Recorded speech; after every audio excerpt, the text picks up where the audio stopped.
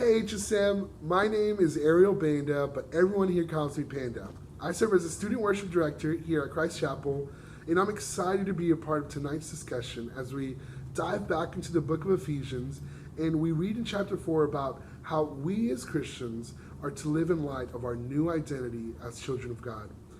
I want you to remember that the purpose of Ephesians can be seen as twofold: to encourage and remind the believers. In one essence, Paul first recounts the gospel narrative to encourage the church in their identity as God's people, the church, and in the power of Christ's gospel in their lives.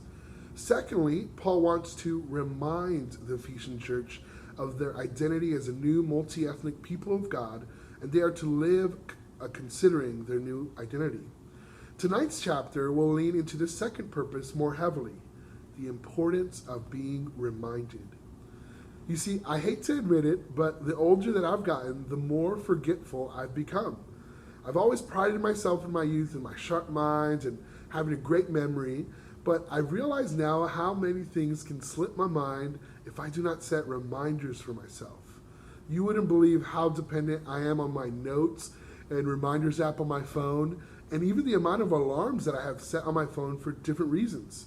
I have reminders and notes for anything including meeting times, important deadlines, my grocery list, and even the list of my top movies I have on my must-watch list.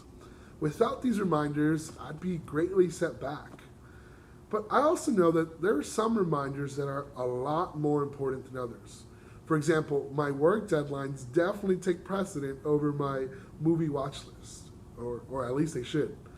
You see, different things take priority over others. Such is the case in our Christian walk with the Lord.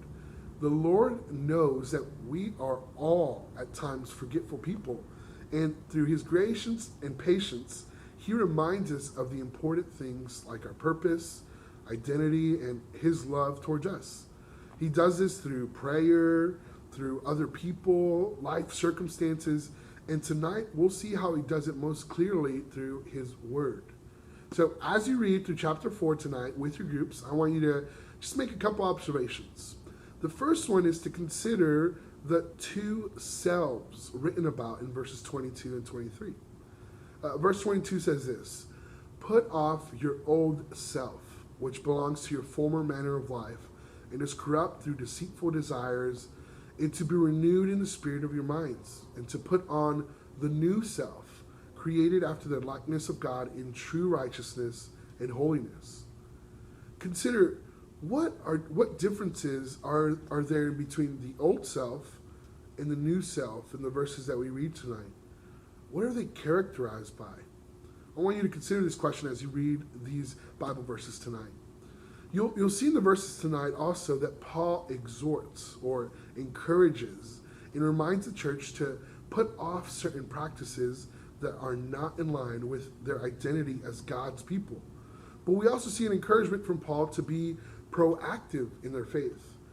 Verse 25, the key verse for tonight, says this: "Therefore, having put away falsehood, let each one of you speak the truth with his neighbor, for we are members of one another."